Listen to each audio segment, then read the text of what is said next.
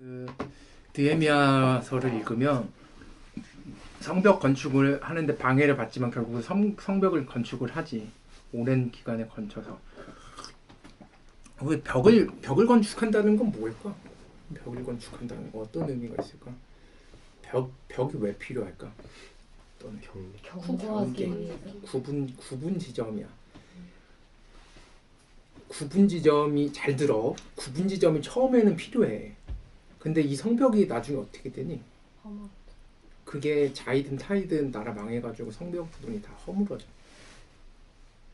경계 지음이 처음에는 나라고 하는 사람을 인식하는 데 있어서 다른 사람하고의 어떤 다름이 있으려면 벽이 있어야 돼. 근데 우리는 평생 이 벽에서 갇혀서 나하고 너를 구분해. 그래서 우리가 되지 못해.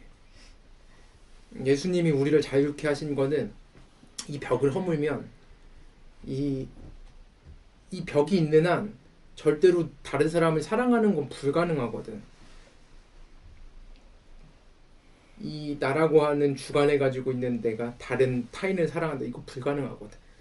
내 안에 있는 그 하나님이 이 사람 안에도 있음을 보기 시작할 때, 이게 다르지 않다는 걸 보기 시작할 때 우리가 사랑할 수 있게 있는 그 출발점에 서게 돼. 벽이 허물어져야 될 때가 필요해.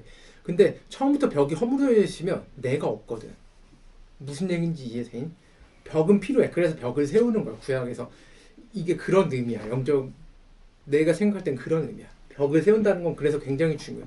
나라고 하는 사람이 경계지점 내 스스로 생각하는, 근데 거기에 갇혀 있으면 결국은 성숙하지 못해. 성숙하려면 그게 또 무너져야 되고. 그래서 이게 너희들은 지금 이미 교육을 받아. 우리가 8살이 되면 초등교육이 의무적으로 대한민국에서는 시작이 되잖아. 6년의 초등교육, 3년의 중등교육, 그리고 3년의 고등교육. 고등교육까지 우리나라 의무교육이야? 의무교육이야. 그러면 12년은 무조건 의무적으로 교육을 받잖아. 물론 중간에 내가 의무교육이기 때문에 받기 싫어요 하면 안 받을 수 있고 다른 걸 할 수 있어. 이 과정을 마친 다음에 전문적인 지식을 쌓게 돼. 그게 이제 대학에서 전문적인 지식을 쌓는 거야. 너희들이 잘 모르지만 사실은 이게 교육 과정이라고 하는 게 그렇게 해서 만들어져. 어떤 사람들한테는 12년의 교육 과정이 더 짧게 끝나거나 길게 이어지기도 해. 그리고 대학에서의 전문 지식을 쌓는 일을 통해서 학문의 길을 걸어가기도 해. 중요한 건 12년의 초등, 중등, 고등 교육 과정은 과학적 사고를 주로 가르쳐. 우리가 배우는 모든 것들이 역사, 영어, 다른 언어, 수학 이런 것들이 과학적 사고를 위한 밑거름이거든. 밑받침대. 그래서 과학적 사고를 통해서 논리적인 사고, 합리성, 상식을 함유하게 돼. 아무리 공부를 못해도 상식이라는 거 있거든. 무슨 얘기지 알아? 이게 교육 과정에서, 그리고 그 교육을 받으면서 내 안에 그런 생각들이 암암리에 들어와. 이 과학적 사고라고 하는 거는 기본적으로 이러한 교육은 눈에 보이고, 내 눈에 보이고 내가 감각하는 거, 만져지는 게 실제, 아이다, 아이, 실제가 아니라, 리얼이 아니라 실제. 실제라는 걸 암암리에 우리 정신에 심어줘. 그래서 내가 눈에 보이는 거, 그래, 만져지는 이것만 실제하는 거야. 현존하는 거야. 지금 여기에 있는 거야. 그러니까 내가 만지거나 만질 수 없거나, 내가 보지 못하거나, 내가 뭘 할 수 없으면 그거는 현존하지 않는 거야. 여기에 있지 않는 거야. 여기까지 이해되지? 그래서 과학적 사고는 언어로 표현 가능한 것만이 참된 것이라는 걸 큰 틀에서 우리들한테 12년 동안 우리들이 다 배워. 이게 필요해. 왜냐면 이게 왜 필요하냐면, 그러니까 이런 언어들을 가르치는데, 여기서 말하는 언어는 수학적 수식, 우리나라 말, 외국어, 논리구조, 인간들이 만들어 놓은 시스템, 모든 것들, 인간의 문명을 가능하게 하는 모든 것들이야. 그게 있어야 우리들이 이런 핸드폰도 쓸 수 있는 거고. 이거 다 과학의 집결체야. 과학의 집결체. 텔레비전 과학의 집결체. 전파수신 과학의 집결체라고. 이런 사고를 해야 문명이라는 게 세워져. 그리고 모든 문명은 이 언어 위에서 다 만들어져. 그리고 문명을 지배하는 사람들은 늘 언어를 통치하는 사람들이야. 지금도 크게 다르지 않아. 그런데 언어로 표현되지 않는 게 있어. 세상 사람들은, 하나님을 믿지 않는 사람들은 언어로 표현되지 않는 건 없는 거야. 존재하지 않는 거야. 우리의 눈으로 보이는 것이 전부가 아닐 수 있어. 우리의 지성으로는 진리를 완전하게 가늠할 수 없을지도 몰라. 12년의 기본 교육 과정을 거친 우리들에게 이러한 생각을 하는 것만으로도, 이런 얘기를 하고서 듣는 것만으로도 사실은 혼란스러워. 그러면 지금까지 내가 생각했었던 건 뭐지? 그건 얘기한 거 너무 너무 추상적인데? 삶에 아무런 문제가 없다면, 우리 삶에 아무런 문제가 없으면 과학적 사고로 삶을 살아갈 수 있어. 그러나 삶을 살아가다 보면 분명 언어로는 다 이해할 수 없는, 내가 다 파악할 수 없는 무엇인가가 있어. 대부분 큰 고통을 통해서 대부분 이것을 감지하기 시작해. 간혹은 큰 사랑을 받아서 경험하기도 하고. 그러니까 중요한 건 언어로 다 표현할 수 없는 무엇인가가 있는데 그걸 느낄 수는 있어. 분명히 뭔가가 있어. 그게 인간의 사고나 망상이 리처드 도킨스가 얘기한 것처럼 그게 망상이나 이런 게 아니라 분명히 뭔가 실제하지만 언어로 표현되지 않는 표현 너머에 계신 어떤 것들이 존재한다는 것들을 느껴. 이거 하나님을 믿든 안 믿든 나이가 들면서 다 믿어. 이거 이런 게 있네. 더 자세하게 말하면 우리가 큰 슬픔이나 기쁨을 느낄 때, 상식적으로는 이해되지 않는 일들이 일상에서 찾아올 때, 평온한 줄 알았던 모든 기대가 좌절되기 시작할 때, 내 노력, 내 의도, 내 바람대로 일이 되지 않을 때, 온전할 줄 알았던 관계가 틀어지기 시작할 때, 삶을 바라보는 눈이 달라지기 시작해. 난 잘못한 게 없는데. 내가 가늠할 수 없고 통제할 수 없는 것을 만나기 시작할 때, 과학적 사고에서는 통제를 하면은 괜찮은데 통제할 수 없는 뭔가를 만나기 시작해. 아무리 노력해도 일상에 젖어서 인식하지 못했던 것들이 갑자기 나타나기 시작해. 그리고 내 삶을 막 뒤흔들기 시작해. 그러한 흔들림은 삶에서 분명 맞이하고 싶지 않은 순간들이야. 이런 건 찾아오지 않았으면 좋겠다. 그러나 그 흔들림을 잘 보내고 나면 자신도 모르게 누구에게 해야 되는지는 모르지만 되뇌게 돼. 이걸 하나님을 믿든 안 믿든, 감사합니다. 이걸 잘 지내왔네요. 제가 이걸 넘어섰네요. 감사합니다. 이런 말들을 하게 돼. 이건 하나님을 믿든 안 믿든 모든 사람들이, 이 과정을 지난 모든 사람들이 일상이 뒤흔들릴 때 삶을 진지하게 들여다보면 무언가를 감지하게 돼. 그럴 때 삶을 자세히 들여다보면 그걸 무엇이라고 불러야 할지, 어떻게 돼야 할지는 잘 몰라. 이 세계가 내가 생각해온 세상, 흔히 사람들이 생각하는 세상, 내가 길들일 수 있는 세상, 그런 세상이 아닐지도 모른다는 감각이 찾아와. 이거 내가 통제할 수 있는 게 아니구나. 내 삶을. 내 머리로는 이 세계의 모든 것을 가늠할 수 없을지도 모른다는 그 생각이 찾아와. 그래서 하나님을 만난다는 건 인간의 한계의 기반을 둬. 인간의 유한함이나 연약함을 깨닫기 시작할 때 시작돼. 내 연약함을. 하나님을 만나면 내가 중심이 아니라, 하나님을 만나기 전까지 모든 이 사람들은 이 지구의 중심이 나라고 생각해. 그런데 하나님을 만나면 내가 중심이 아니라, 그리고 내가 중심이 될 필요도 없음을 깨닫게 돼.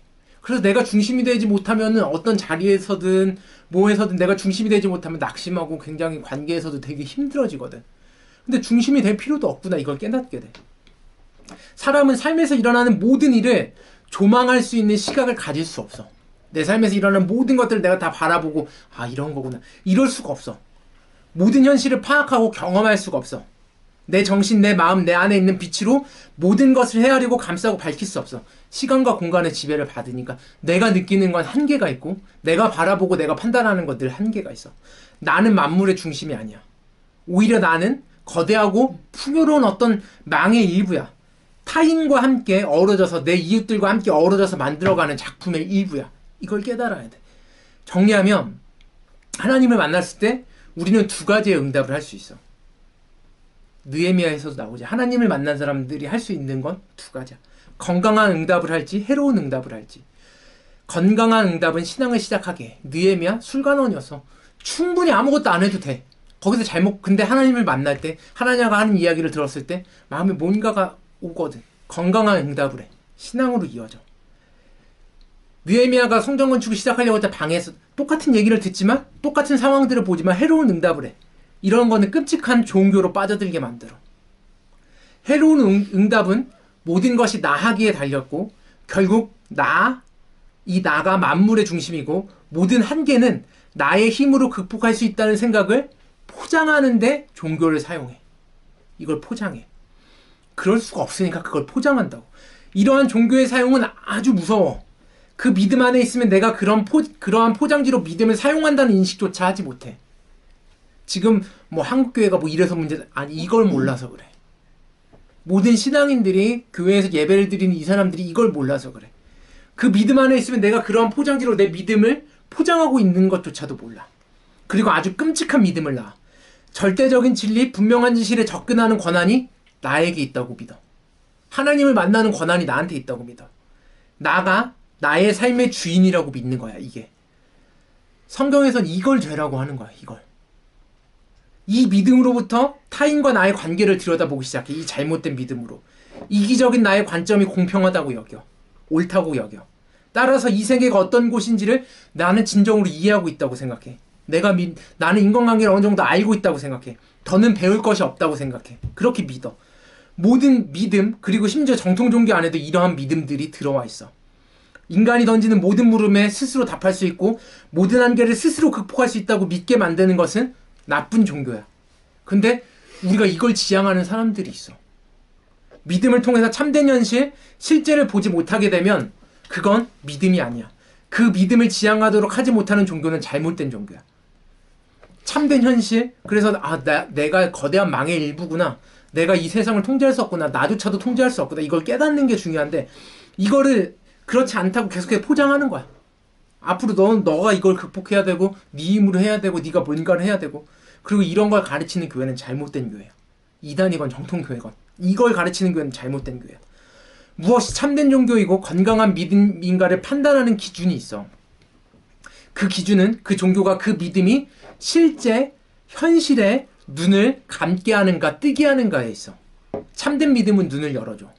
기존에 알았던 세계보다 더 큰 세계가 있음을 깨닫게 해주고 보게 해줘. 그래서 어쩌면 그동안 알고 있던 세계보다 더 두려운 세계를 열어 보여줘. 여기에 자신을 열 때, 내 자신을 열 때 신앙은 충만한 신앙, 믿는 사람에게 생명을 불어넣는 신앙이 돼. 다시 말하지만 참된 신앙은 그 신앙이 나의 눈을 열어서 실제와 현실을 보게 하느냐, 그리고 내 진짜 모습을 보게 하느냐, 이 세상의 진짜 모습을 보게 하느냐, 아니면 현실을 부정하게 하느냐, 그래서 나를 받아들이지 못하고 이 세상을 받아들이지 못하게 하느냐, 현실을 눈 감게 만드느냐에 달려있어. 눈을 감으면 편해.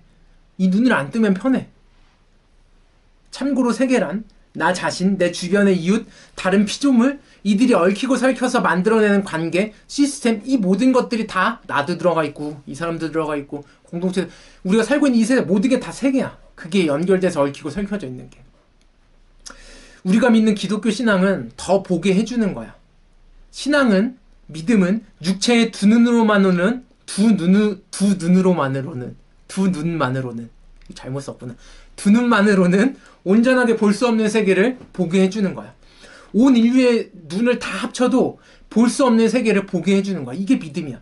측량할 수 없는 깊이, 기이하면서 헤아릴 수 없는 이 세계 안에 너머에 있는 하나님을 보게 하는 거야. 예술과 만나는 지점이 이곳이야. 내가 갖고 있는 선입견, 만들어 놓은 상 알지? 이미지. 내가 만들어 놓은 이미지. 내가 경험하는 순간이 이 세상의 전부가 아니고 무엇인가가 그 이상에 존재한다는 그 감각. 여기에 예술이 함께 뿌리내리고 있어. 예술가들이 그림이나 이런 것들이 다 여기에 그 순간을 포착해서 이게 다 그려져 있는 거야. 다 녹아져 있는 거야. 위대한 예술작품들은 다 이게 있어. 사람마다 다 다르지만. 따라서 기독교가 참된 하나님의 말씀을 가르친다면 사람들에게 그건 보는 방법을 가르치는 거야. 눈에 보이지 않는 것을 보는 법, 언어 너머에 있는 이면을 보는 법, 기이하고 신비로운 순간을 마주할 때 혼란에 빠지지 않는 법, 나를 가치 있게 해주는 모든 것을 거부하거나 회피하지 않은 채 내 자신을 있는 그대로 받아들이는 방법, 참으로 인간답게 내가 되도록 성숙하게 되는 법을 가르치는 게 종교고 기독교야. 믿음의 삶은 더 큰 세상을 살도록 해. 물론 지금의 대한민국에서는 서양 세계도 마찬가지야. 잘못된 신앙이 너무 많이 있어. 그래서 오해를 해. 심지어 신앙이 있는 사람들조차 이 오해의 틀에 갇혀서 신앙의 힘을 잃어버렸어. 신앙을 가지면 더 협소한 세계를 살게 된다고 밖에 있는 사람들은, 믿음이 없는 사람들은 생각해.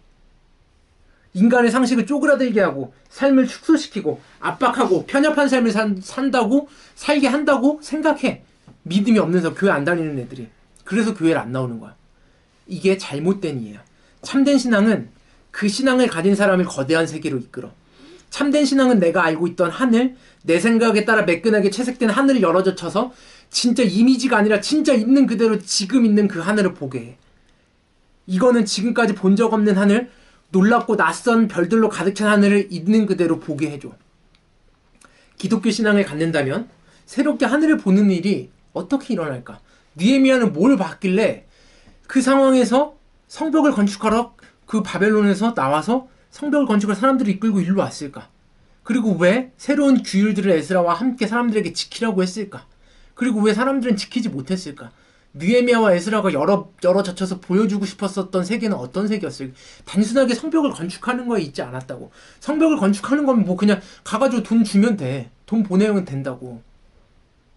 근데 직접 가거든. 봐봐. 그 답을 우리는 요한복음 9장에서 찾을 수 있어.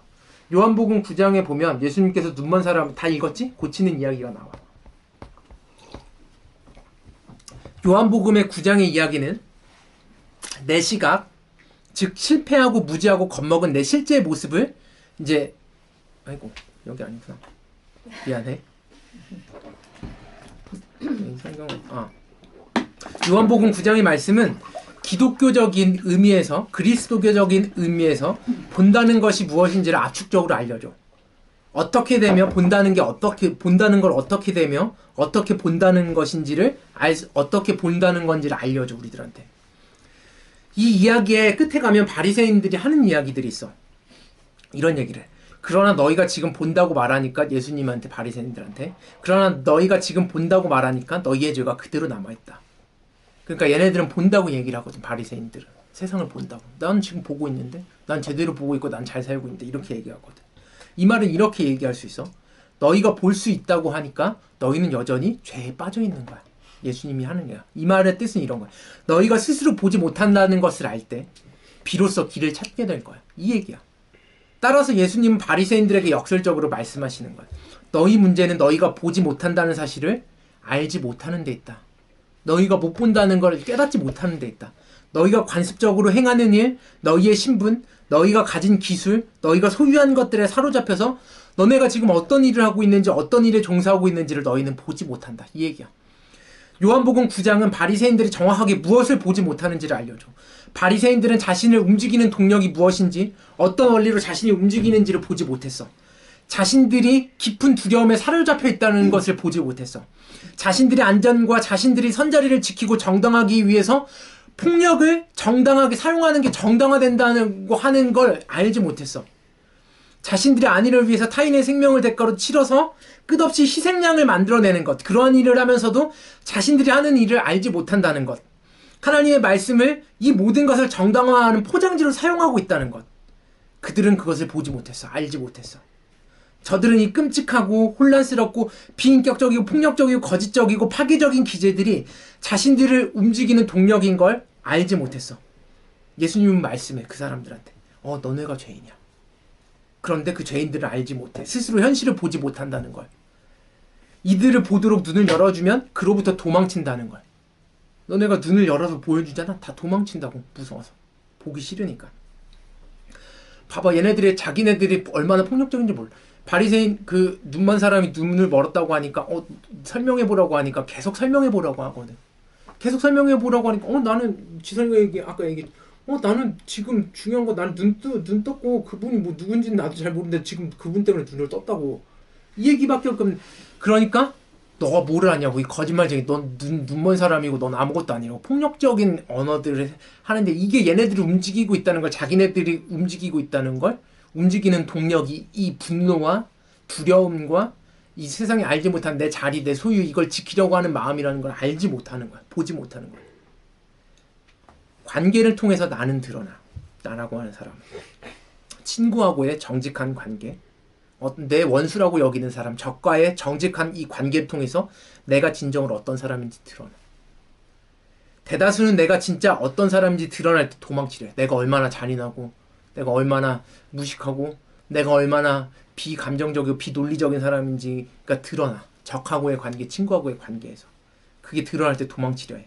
왜냐하면 우리는 우리의 생각, 요구, 그 감정에 따라서 나의 상을 만들어내기 때문에 내가 생각하는 나의 뭐 이미지가 있어. 그걸 만들어. 나는 이런 사람이야. 이런 사람으로 보이고 싶어. 우리를 대다수는 그 이미지를 보고 싶어 하지, 내가 나라고 하는 내 모습을 보고 싶어 하지, 내 자신에 관한 진실을 보려고 하지 않아. 생각해봐. 누군가 물어봐. 그게 나라고 치자. 진짜 너에 대한 내 생각을 알고 싶어? 내가 진지하게 이렇게 물어보잖아? 당혹스러움을 느낄 거야, 너네. 별로 알고 싶지 않을 거야. 망설이게 될 거야. 왜냐면 실제로는 내 진짜 모습을 알고 싶지 않기 때문에 그래. 따라서 요한복음서에서 만나게 되는 바리새인들은 그저 2000년 전 유대 땅을 살았던 사람들이 아니야. 그리고 그 훨씬 이전에 느헤미야가 만났었던 사람들은, 느헤미야와 그 백성들은 한 3000년 전에 그 땅에서 살고 있었던 사람들이 아니야. 그 안에서 나의 마음을 보게 돼. 내 안에 있는 두려움과 폭력성이 드러났을 때 당황스러워하고 이를 마주하기를 거부하는 나의 마음, 이걸 보게 돼. 요한복음 9장의 이야기는 나의 시각, 즉 실패하고 무지하고 겁먹은 나의 실제 모습을 묘사하는데 끝나지 않아. 요한이 전하는 예수님의 이야기에는 다른 시각이 함께 담겨져 있는데 바로 영광이야. 영광은 만물의 근간을 이루는 광채야. 그 빛이 내고 있는 아름다움이 요한복음 전체에 흐르고 있어. 이 영광, 하나님의 영광. 찬란한 빛이 드러나 그 빛 가운데 거하면 바리새인들처럼 말할 수 없어. 그 빛 가운데 그 빛을 보고 그 빛 가운데 내가 거하면 저는 모든 것을 압니다. 하나님 다 알고 있습니다. 라고 말할 수가 없어. 그 빛은 내 경험의 미천함, 내 지식의 알량함, 내 인격의 추리함을 고스란히 드러내기 때문에 그래. 요한복음은 그 빛의 결정체가 예수 그리스도라고 증언해. 예수님의 삶과 십자가의 고통, 죽음, 부활은 바로 이 영광을 드러내기 위함이야. 예수님이라는 빛에 완고하게 자신을 변명하고 정당화하는 사람들, 겁에 질린 채 자신에게 벗어나지 못하는 사람들만이 그 빛을 거부하고 그 빛에 저항해. 자기 변명, 자기 정당화, 두려움, 폭력은 예수님이 내시는 찬란한 빛 아래에서는 거할 수 없기 때문에 그래. 이 빛의 핵심은 자기중심성에서 완전하게 벗어나는 거야. 나 중심성에서. 이 자기중심성에서 벗어나야 예수님을 그리스도로 고백하게 돼. 자기중심성에서 벗어나는 게 눈이 떠지는 거야. 모든 현실 아래에서 내가 상상할 수 있는 가장 온전하고 강력하고 지혜로운 실제가 있어. 하나님이 모든 사물의 핵심에 있어. 그리고 하나님은 스스로 있을 수 없는 이 땅의 모든 피조물의 근거의 근거가 돼. 이 말 좀 어려울 수 있어. 하나님만 스스로 계실 수 있는 분이야. 모든 피조물들이 저 돌덩이 하나도, 저 텔레비전도 다 하나님에게 다 기대고 있어. 나도, 모든 사람들이. 하나님만 스스로 계실 수 있는 분이야. 하나님은 인간을 포함한 그 모든 것들 안에서 활동하고 계셔. 자기의 충만한 생명과 기쁨을 피조물, 다른 사람들, 그리고 다른 자연, 이 모든 것들에게 활동이 영원히 이루어지도록 생명을 계속해서 끊임없이 주고 계셔. 하나님께서 자신을 내어주시는 활동이 곧 영광이야. 그래서 예수님께서는 자신을 내어주시는 이 땅에서의 삶, 고통, 죽음, 부활 등의 모든 것이 영광이다. 왜냐하면 이 땅에서 예수님의 삶을 내어주는 삶이었으니까. 다 나눠주는 삶이었으니까. 이 영광을 마주하게 될 때 자기 변명과 자기 정당화라는 감옥에서 우리는 해방돼.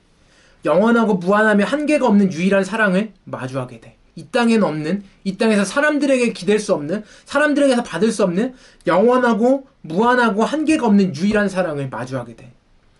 사랑 그 자체이신 하나님 앞에서 사랑해달라고, 나 좀 사랑해달라고, 나 좀 봐달라고, 나 이런 사람이니까 봐달라고 매달리거나 조르지 않아도 돼. 사랑을 받기 위해서 무엇을 하지 않아도 돼. 나를 방어하기 위해서, 증명하기 위해서 해왔던 애씀을 멈춰도 돼. 하나님은 이미 내 안에서 충만한 사랑으로 생명을 주시고 계셨고, 주시고 계시고, 주실 것이기 때문에 그래. 조건 지워지지 않는 사랑. 무한한 선물을 받고 있음을 깨닫게 돼. 나에게 주시려는 생명, 타인의 삶이 아니라 내 삶을 살도록 끊임없이 내어주시는 예수님을 만나게 돼. 그분이 그리스도야. 그분이 예수 그리스도야. 요한복음은 그분을 증언한다. 요한복음 9장에서 예수님이 안식일에 치유활동을 하는 안식일 규정을 깨트렸다고 다그치는 사람들이 있어. 여기에 예수님은 늘 말씀해 오셨어. 요한복음 5장 17절 내가 읽을게. 내 아버지께서 언제나 일하고 계시니 나도 일한다. 내 아버지께서, 하나님께서 언제나 일하고 계시니까 자기도 일한대. 하나님 안에 계셨던 예수님은 알고 계셨어. 자신의 생명을 내어주는 이타적인 활동과 이로 인해서 나타나는 치유의 회복을 막을 수 있거나 멈추어지거나 이 활동들은 절대 멈춰지거나 끊기지 않는다는 걸 알고 계셨어. 진실로 그러하다면 정말로 놀라운 일이야. 하나님께서 생명을 주시는 일을 단 한순간도 멈추지 않으신대. 우리는 어떻게 예수님이 바라보셨던 그 눈을 뜰 수 있는지, 일상의 삶에서 몸과 마음에 새겨나갈 수 있을지, 그래서 이 현실에서 그 놀라운 활동이 나타나게 할 수 있을지 궁금해져. 그러나 요한복음의 이야기를 따라가다 보면 긴장이 고조돼. 그 이야기들이 바로 나오는 게 아니라, 요한복음의 이야기를 따라가다 보면 내가 얼마나 자기 기만에 사로잡혀 있는지를 읽는 사람들이 알게 돼. 나를 들여다봐. 내 안에 이중의 시각이 있어. 이중적인 시각이 있어. 두려움을 직시하는 시각이 하나야. 이건 생존을 위한 시각이야. 다른 하나는 잘 모르지만 그 두려움을 이기는 사랑의 눈을 뜨는 거야. 그런데 여기에 저항하고 있는 나를 발견하게 돼. 그 두려움의 눈을 뜨게 하는 그 사랑을 보려고 하는 거기에 저항하는 내 자신을 발견하게 돼. 내가 왜 어떤 식으로 이 이중의 시각에 눈뜨기를 거부하는지 내 심연이 드러나. 늘 현실에서는 두려움이 이겨.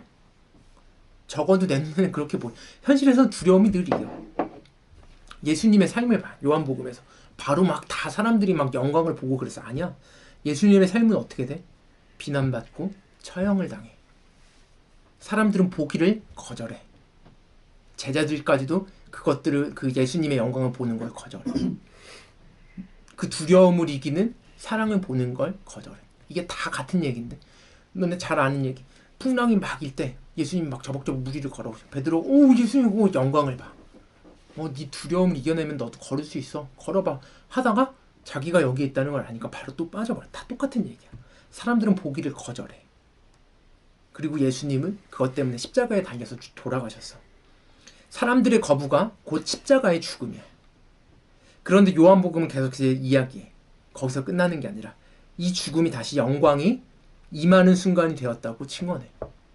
십자가를 통해서 자신을 완전하게 내어주는 사랑이 무엇인지 드디어 온전하게 볼 수 있게 되었기 때문에 그래. 나를 완전하게 내어준다는 게 어떤 건지 예수님께서 보여주셨기 때문에. 조건 없는 사랑. 그 사랑의 상징이 십자가야. 그리고 그게 우리 눈앞에 있어. 우리 마음 가운데 있고. 십자가. 십자가는 그래서 영광 그 자체야. 예수님의 삶을 응축적으로 보여주는 상징이기 때문에 그래. 예수님의 죽음은 우리에게 하나님의 사랑이 무엇으로도 부서지지 않음을, 그분께서 끊임없이 사랑으로 활동하신다는 것을 드러내. 하나님은 죽음이라고 하는 현실 앞에서도 그 활동을, 생명을 내어주는 활동을 멈추지 않아. 내가 하나님을 거부해도 사랑을 멈추지 않아. 우리는 누군가가 내 사랑을 거부하면은, 그런데 하나님은 내가 하나님의 사랑을 거부해도 그 사랑을 멈추지 않아. 십자가에 달린 예수님의 죽음 너머로 예수님의 죽음을 통해 멈출 줄 모르는 사랑이 쏟아져 내려. 그리고 그 사랑은 부활을 통해 안식일 이후에 그 모습을 드러내. 그게 오늘 우리가 맞는 부활절이다. 이게 본다는 거야. 요한복음을 통해서 본다는 게 어떤 건지 우리가 지금까지 좀 봤어. 신앙이란 나 자신을 보고, 믿음이란 나 자신을 보고 하나님을 보는 일이야. 두려움에 사로잡혀 있지 않고 자기 보호라는 미명 아래 폭력성을 정당화하고 있는 이 나를 보는 거야. 두려움에 사로잡혀서 내 지위를 지키기 위해서, 내가 만들어온 내 이미지대로 보여지기 위해서 그게 무너지지 않게 어떠한 것도 사용할 수 있는다. 그걸 바라보는다. 그리고 한결같고 끊임없이 창조를 이어가시고 생명을 주시는 하나님을 함께 보는 것, 이 이중의 시각을 열어가는 것, 이게 신앙이야. 저 찬란하고 끝없고 사심없는 사랑을, 그 사랑이 지닌 영광을 깨달을 때 비로소 나는 내 안에 핵을 이루고 있는 자기 기만을 용기 내어 마주할 수 있게 돼. 이걸 들여다봐야 된다. 힘들어도.